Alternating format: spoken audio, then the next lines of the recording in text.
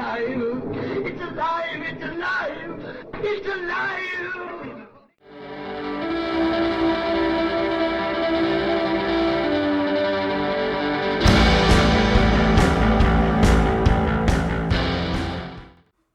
Hello and welcome to Alive After Reading. I'm Tim Niederreiter, and with me today is returning guest from the mists of our past in this podcast realm, John Adamus. Welcome back. It is so nice to be here. Thank you for having me. Thank you, Mr. Radio Voice. It's awesome to talk to you again, and tell people a little bit about yourself and the sort of stuff you do for authors and the like, you know? Well, I am a full-time writing coach and editor. So my job essentially is to help somebody tell their story and get it into some kind of shape so that it can be published however it is they want to publish it, whether it's by themselves or to one of the major companies. That's really how I spend 100 hours of my week. Well, that's a long work week. It is. But I'm sure it's rewarding. It sounds like it should be. I mean, I find it incredibly rewarding. Yeah. There's really nothing else I want to do with it. I've been doing it half my life. I really don't want to find something different now. You got comfortable with it. That's good. Yes. And you read a lot of books, I take it, in that span, I'd imagine. I do. There's a lot of books involved. About half my job, I think, is spent reading somebody's something. First draft, second draft, eighth draft, finished book. Reading is just part of what happens. Yeah, it's funny because I've just recently started reading a little bit more lately because I've been out of reading for so long, and I just had this conversation with a friend of mine before we got on the air, and that one is the Unpodcast, but it was fun, and he mentioned to me, as like, readers got to write. No, writers got to read. I got it reversed. Writers got to read, basically. If you're not reading, you don't know what's going on with anything, basically, as an author. And I think that's true. But the reason I started picking up books again was because I realized there's something that prose does for me that television doesn't do. I mean, I like television, I like movies, but if that's the only way I'm getting my stories, there's something missing. And that was an interesting conundrum to come across for me. I realized it took a while to realize it. Do you think that's because? Do you think it's because when you're watching something, it's pretty passive?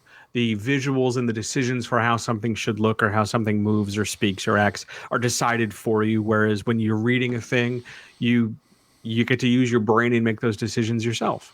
I don't really feel like that's what's going on. Maybe it is. It's a muscle that's pretty strong that I have. Maybe that's why I don't feel it so much. But I definitely appreciate prose in a way I don't appreciate television. And I think you're right. I think it actually is right that it feels more active. It feels like I'm doing something when I'm reading. Whereas when I'm sitting there watching the TV, I'm not getting the exercise. Or even when I'm on the elliptical watching the TV, I'm not really getting the mental exercise, just the physical stuff, And it's a different feeling. And it's not just that I get to make decisions, because actually I don't like making decisions that much. It's a weird revelation to come to, because or at least I like it. I like making decisions, but I make so many decisions it gets old. As a writer, I'm making all these micro decisions. That's how I used to think about writing anyway. And I still kind of think about it that way, obviously, or I wouldn't have brought it up. But I guess what I'm trying to say, and by segueing back to you, though, is that if there's such a thing as something prose does better, fiction does better than other media, what would you say that is, do you think? I think prose evokes emotion more intensely. So when we're watching something, movie, TV show, doesn't matter. Well, when we're watching something, there's a certain kind of constraint placed on the depth of emotion and the specific emotion that we're trying to get across. The actor only emotes so much. The way they deliver the line only has so much intonation and inflection and pause and all that. And the music is only so loud in the mix of all the sounds we hear. And the moment that this person is saying these things and the sound is picking up and all that is really only as well developed as everything that came before it. Whereas when we read, we bring so much more baggage, so much more, especially if it's a series and we're deep in a series and some big crazy pivotal moment is happening. we're carrying all that baggage and our projection and our ideas and our current feelings and our wants for things going forward, that there's so much more on the table. There's so much more, I want to say at risk, but that's a little bit too vague. So let's call it there's so much more active, so much more engagement, so that we feel whatever we're feeling so much more intensely because there's so much more fuel for that consumption. Yeah, that makes sense. So it's like the reading when you read a book, you're reaching back as well as forward, kind of thing. You're seeing what's there, and you're also seeing a bunch of stuff that contextualizes it for you. Exactly that. That's a really good point. And I'm glad gentlemen, ladies, we are in the presence of a professional. I'm speaking to the audience here, of course, because I don't think I could have answered that question as eloquently as you just did. It works so very well, actually. That active engagement is the thing that pulls me through a story. Really, I mean, I feel like I get something out of it in a way, but language specifically does it for me better. I mean, because like I've been watching this TV show Justified. And I find myself wanting to talk in their like kind of Southern slang stuff. Sure. And because I just on occasion when and it's interesting because, I've never lived in Kentucky. I don't know anything about Kentucky except basically what I've, heard on this show. But it's a fun universe, this kind of Western approach to a modern story. And I really like that kind of feeling, but then it's also got, so that one's actually kind of the exception that proves the rule, though. It's like okay, that one's doing almost a literature thing for me. It's doing almost a prose trick where I'm starting to sound like these people or like this author in this way, And when I write, I often find myself, if I just was reading a book, I find myself writing a little bit more like that author that I was just reading. Or at least I feel like I am. I don't know if it actually works out because in the editing, you never know what part was what at the end. I think what you're describing is something incredibly common to a lot of writers.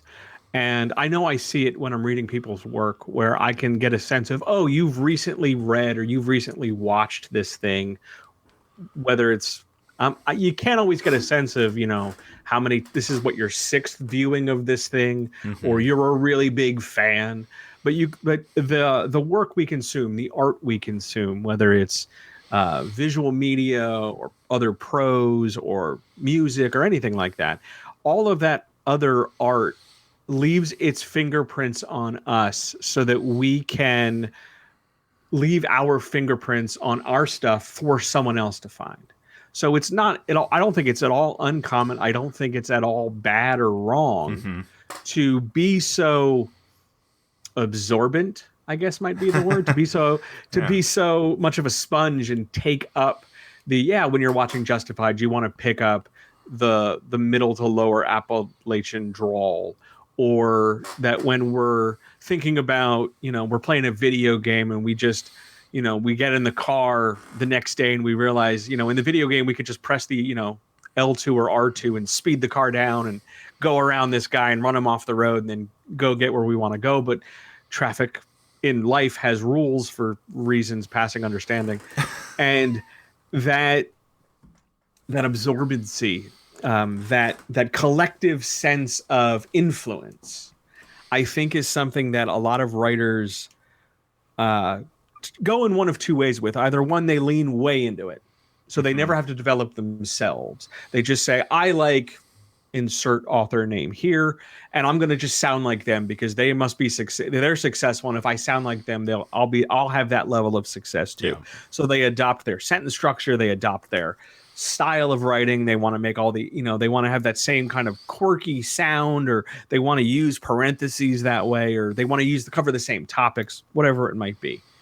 And the downside there is that they never get to develop themselves. They're always so busy trying to sound like other people that they forget that the thing that made that person stand out so that they could be sounded like was that they sat down and developed their own voice. Or if that's not the case, they go the other way and they realize, oh, if I keep sounding like other people, then I'll never sound like me, and they knee jerk and swing the pendulum to the other far end, where they get hyper vigilant. That, and you see this a lot with tropes and cliches and things. I don't want to use that. I can't say that. That's a trope. That's a cliche. And I'd say maybe 85-90% of the time it's not.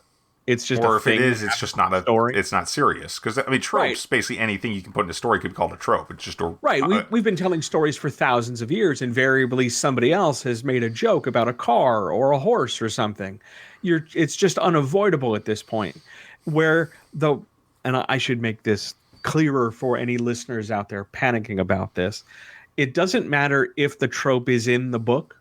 It doesn't matter if it's there on the page. What matters is what you have done to it, what torque you have applied, what fingerprint you have left on it, what changes you have made in order to say, this is my interpretation. This is how, I see the base.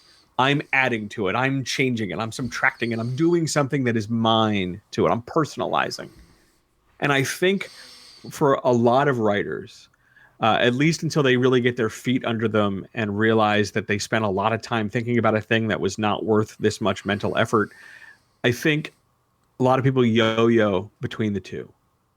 Either I'm going to intend to or unintentionally sound like the authors or media producers I consume most fervently or frequently, or I'm going to be so vigilant in how I monitor my stuff. I'm going to be on hyper guard to make sure it's not that. But in both cases, really what you are doing when you do that is you are neglecting the very wide middle ground of, oh, I should sound like me, and how do I sound, and how do I think about things, and how do I express myself through these characters and through these plots and through these decisions. And professionally, since you were nice enough to call me a professional, again, I don't know why, but sure, if you're going to stick me with that label, I will use it. Adaptation and personalization are the premium. They're where we should be going. That's where we should be questing after. And the best way to do that is to understand that you're going to be influenced. You're going to watch Justified and pick up the accent. You're going to play a video game and really wish it was easier to do a thing the way it is in a video game, or that everybody has an axe or something. Or you're going to read some books and really like how other people do it. And whether you intend to and sit down and go, okay, they wrote 6 words, I'm going to write 6 words. Or whether it's a more unconscious process, all of these factors have to combine with your voice and your idea at the core rather than on the periphery. It's not somebody else's idea plus yours sprinkled on top. It's the other way around. It's your idea with sprinklings of other people. That's the ultimate balance. That's the thing we should be pursuing and praising and promoting and teaching. And being that I spend far too much of my time absorbing social media about this, I can tell you not nearly enough people talk about it. Oh yeah, the process of adaptation or the consumption of media, you mean?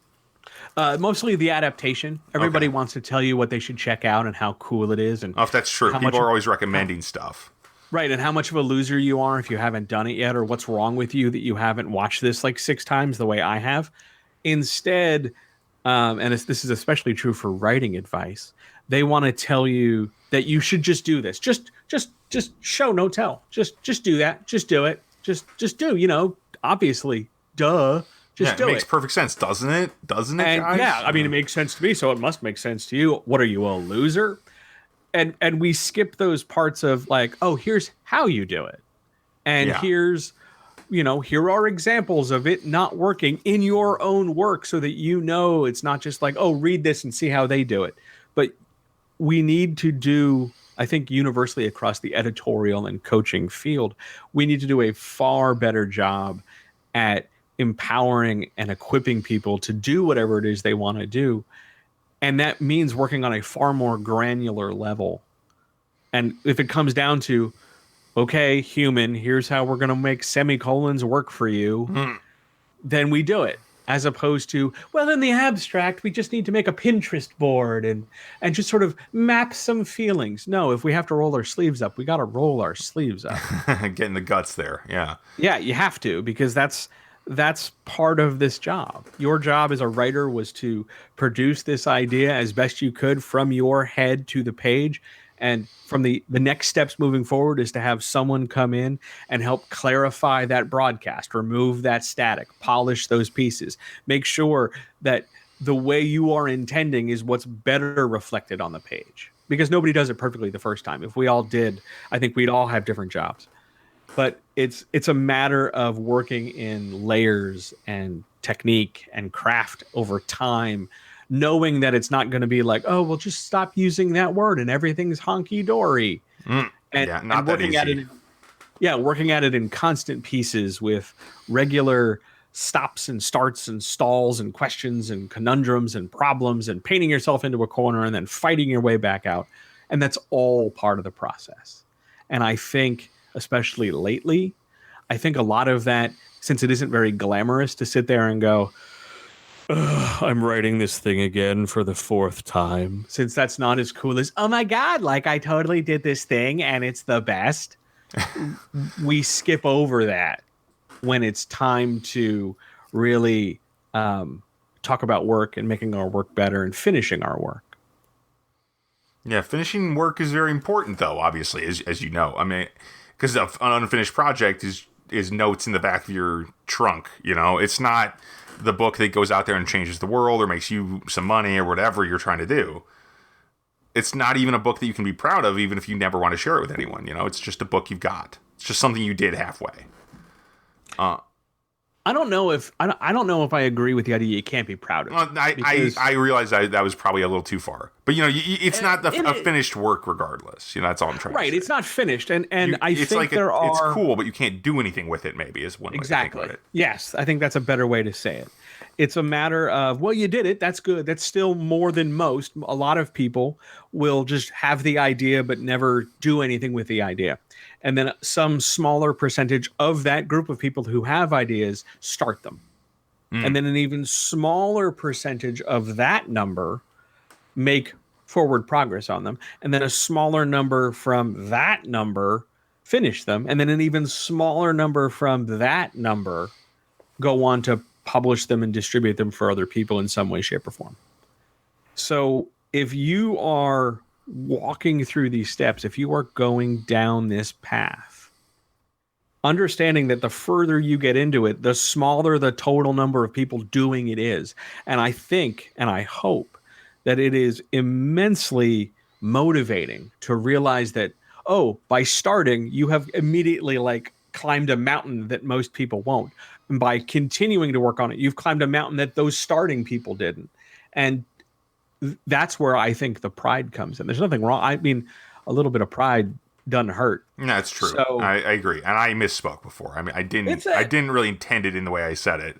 It's all right. Yeah. We got where we needed to go in the end, and that's what matters. This is why, you know, you should have more conversations with editors, because they'll help figure out your idea and make sure you're saying what it is you're trying to say. I need to find more editors to talk to. That's a good point. That's fair. I can introduce you to a couple of them. Oh, yeah. Well, I'd appreciate that. We can do more of that. We hang out in groups.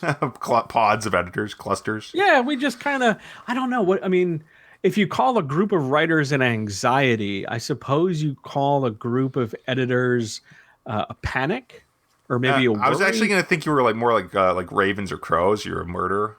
No, I think ravens are called. Sorry, that was a little rude. I mean, no, it's fine.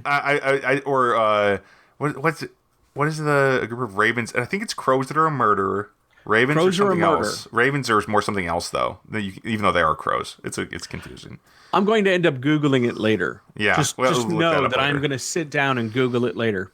But I would love to be part of a murder.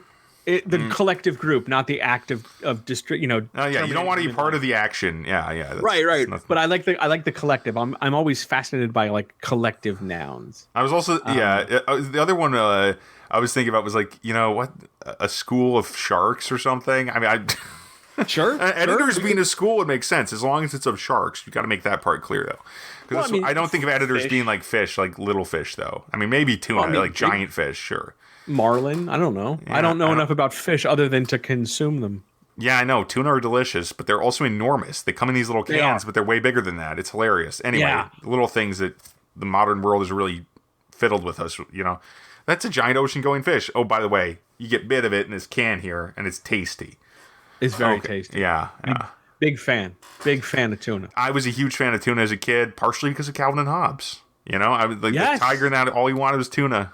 I can't. Now, owning 2 cats, I can absolutely tell you that's mostly true most days. Yeah, cats love their fish. You know, it's I walk near a tuna can and they're right there.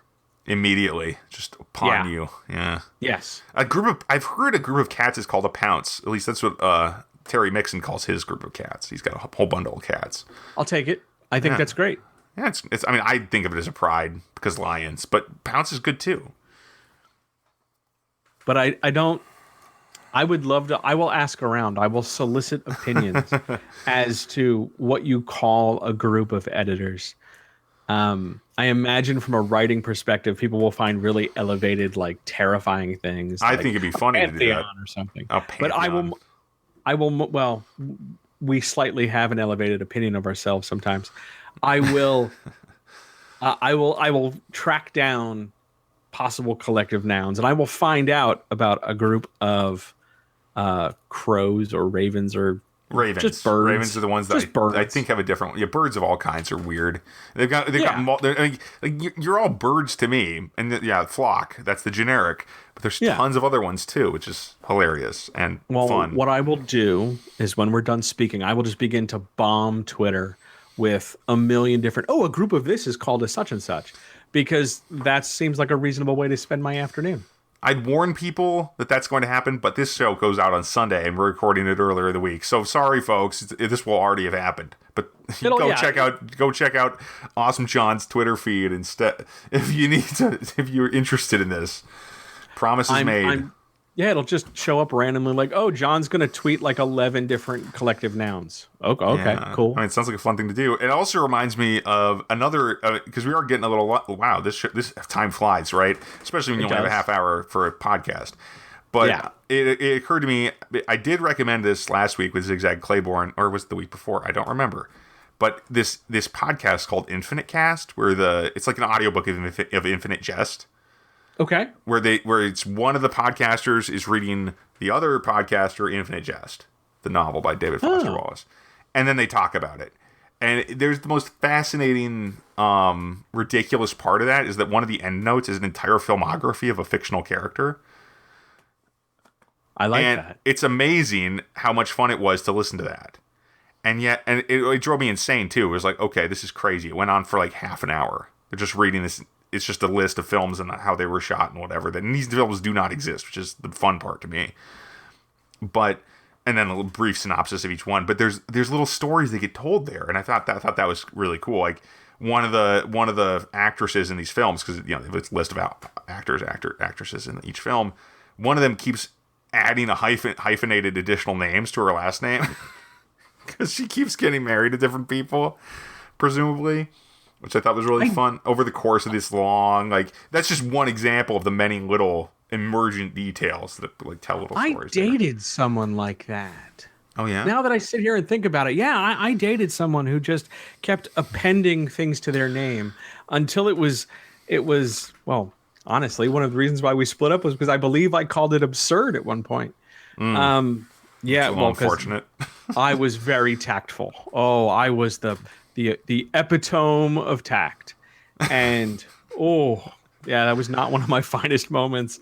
But I will track down this podcast. I will stick it in my overcast list of podcasts I am grossly behind on, but I will throw it on the pile. It's fun. Some of these parts are very hard to listen to, but the great thing about it is, and I'll just say this one last thing about Infinite Cast because I've gushed about it before.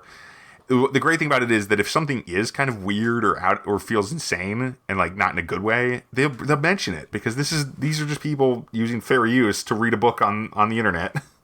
Great. And so if they can point out things, they're like, that's a little silly, or this doesn't make sense, or whatever. Not that there's a lot of that in the book. It's mostly just, this is really hard to read, is maybe the biggest criticism I'd had for that if I was trying to read it myself. It gets hard to follow an audiobook version of it too. Yeah. I don't know if I've ever read that book sober. It's probably not a book you want to read sober. It's not that kind of book. That's a fair point. No, I don't think there's a lot of drugs involved in that book too. Well, in the pages, by which I mean it's perfectly fitting to read it on substances. It makes perfect sense. Yeah. Let me think about this. I became aware of this style of writing and David Foster Wallace at a time in my life where I was very seldom sober. So it is very likely I had read some portion of that book. I do not remember it, so either I read it all totally out of my head, or I didn't read it at all. Oh, so you just think you read it. I think there's a lot of people out there who kind of remember reading a book they never read. That's a weird one. I know I own it. Okay. I know I own it. It's on one of the shelves in the other room. I know I own it. It's not the kind of book you forget owning because it's 1,000 pages long. It takes up space. Yeah, I imagine not. It might have been a gift. Maybe it was a fit. I don't.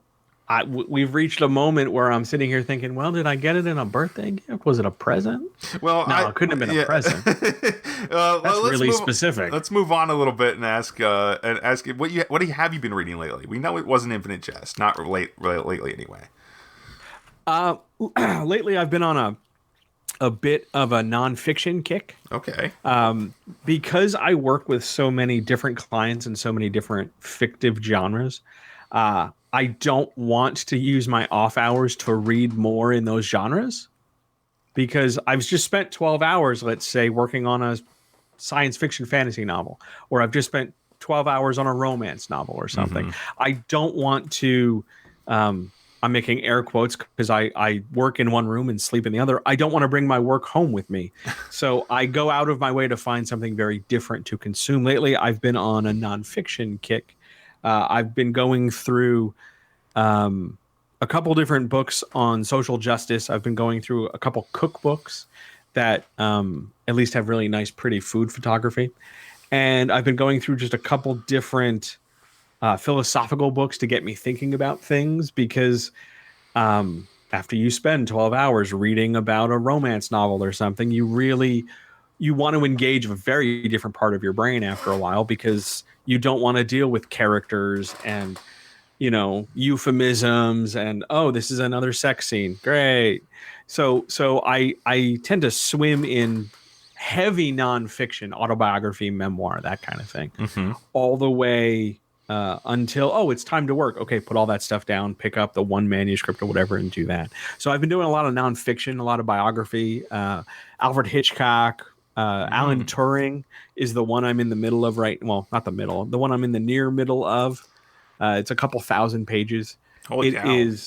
It's really detailed. Like I prefer really, really crunchy, detailed work. And then I'll go read the whole book and then I'll find the audio book and I'll put the two together in my brain because I will just sponge as much information as I can. So yeah, I tend to do a lot of, what some categorize as really kind of out there nonfiction. That's really politically aggressive. It's really socially progressive, something like that, where it's not just, I read, another fantasy novel. No, I go out of my way to find stuff I would not otherwise pursue. Well, that's cool. Honestly, I think Turing and what was the other one you said? I remember Alfred Hitchcock. Hitchcock, yeah, both fascinating characters from the 20th century. Yeah, yeah. So, yeah. As for me, I actually have been reading a little fantasy lately because I realized I should keep up with the Joneses a little bit. I'm writing fantasy right now, but mostly I'm reading this book. See, I take a morning walk while I'm dictating lately. I dictate a chapter on my morning walk, and then when I get home, I'm transcribing that on the computer, and I decided I'm going to start reading a book during that time that it's transcribing, and then I'll start the dictation at home. And smart. I picked up, I forget the name of it. It's the second Stormlight archive book by Brandon Sanderson. So it's a huge 1,000-page fantasy novel. I read the first one years ago. I really liked The Way of Kings. That was the first one. I think this one's called Words of Radiance. That's the name. Mm-hmm. And people are going to know the name if they are fans of Brandon Sanderson at all. But this is a gigantic book, and it's fun to read. And I think it's, we were just talking about Infinite Jest. It's about that length, but a lot easier to read. And it is kind of popcorn fiction, really, in a way. It's like anime, for me anyway. I'm a big anime fan. I like that sort of thing. And it feels along those lines. I had a Facebook friend say, "Oh, it's one of the best anime I've ever read about one of these books in this series." And it feels that way because it's got this kind of like serious vibe overall, but it's so out there as far as the world and the kinds of things that can happen. It's fun. I enjoy it. So I'm going to recommend that one, even though I have my criticisms of Brandon Sanderson now and again, and mostly just his fiction. I don't know anything about the guy otherwise, other than the fact that he is, and I will say this again, the world's largest hobbit, world's tallest hobbit. It's just a fun fact about him. Anyway, yeah, I've learned something new about Brandon Sanderson. Yeah, he's tall. He's like my height. I'm pretty tall, over 6 feet, but he looks a lot like a hobbit before he started growing a beard. Let me put it that way. Oh. Yeah. Well, I mean, when you see him recently, when you see him on YouTube these days, he's got like a mustache or a beard. And hobbits aren't supposed to be able to grow that, but when I met him, he didn't have anything. So that's how I've thought about him. Anyway, yeah. So, John, thanks for being on the podcast. We've rambled and gone a long way, I think. It was a delightful conversation. Thank you so much for it. Well, you're always welcome, and we've got to do this again sooner next time. Sure. Don't be a stranger, and yeah, thanks for being on the show. Where can people find your work and find your website and stuff like that? Where can people engage with you? You can find me in 3 places. First of all, on Twitter, as you said, it's twitter.com/awesome_ that's shift in the dash key John AWESOME, shift in the dash key JOHN. You can find me on the website, writernextdoor.com. I'm currently polishing and sprucing it, so it's up there now. It works just fine. It's delightful, but don't be surprised one day if you click a thing and all of a sudden you get to a new sparkly page. I'm getting there. I do it myself. I'm fussy like that. Whatever. The other major place people can track me down, every Wednesday night at 7 p.m. Eastern, I host a writer's chat, which is essentially a 2 to 3 hour Q&A. Writers can literally just breeze in, ask any writing question they want.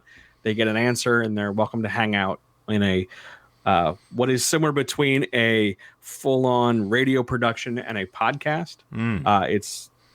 It's what I like to do. I don't really know what to call it. It's not really a podcast since I don't distribute it through like a pod service. And it's not quite a full-on radio show because it's just me, really. Yeah. So I'm kind of straddling that different creative space, but I've been doing it for years, and I just want to make sure people have the ability and space to ask questions about books and stories and screenplays and everything creative, really, and feel like they can get an answer that they know what to do with. It isn't just somebody repeating the same 5 pieces of social media advice. Instead it's a how-to. How do I do this? Well, here's the 5 steps. Here's the 10 steps. Here's an example.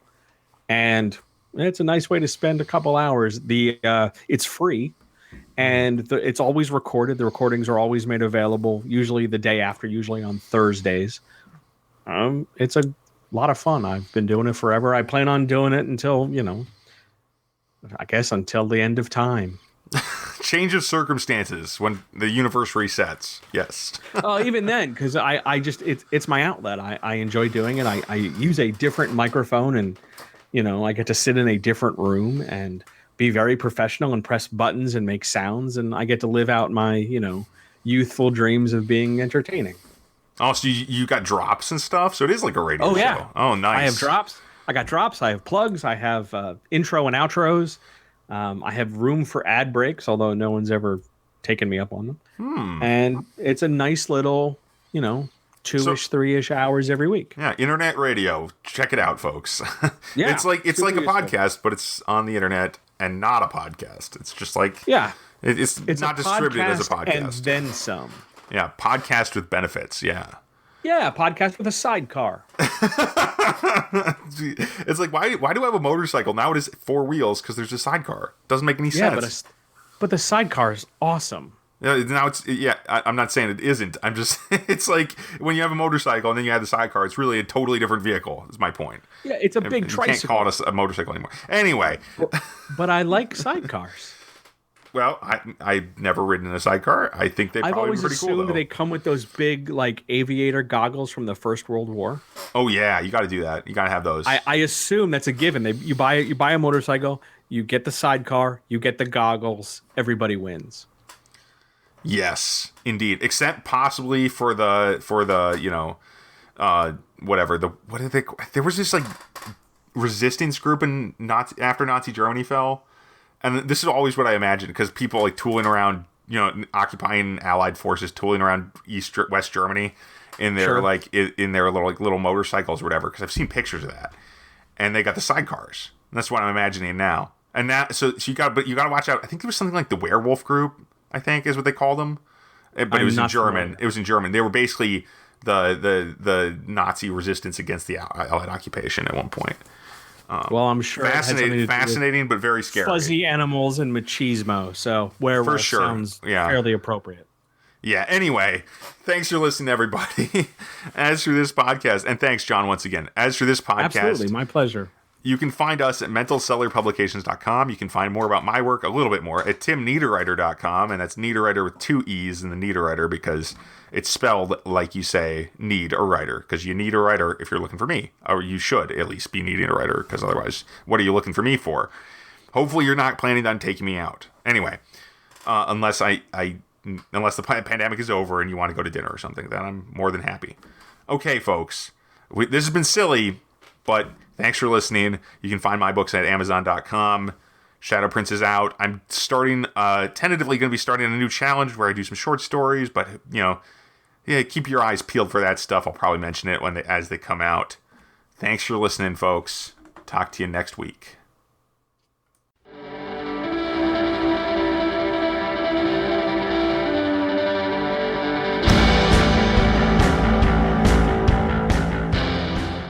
That tears it.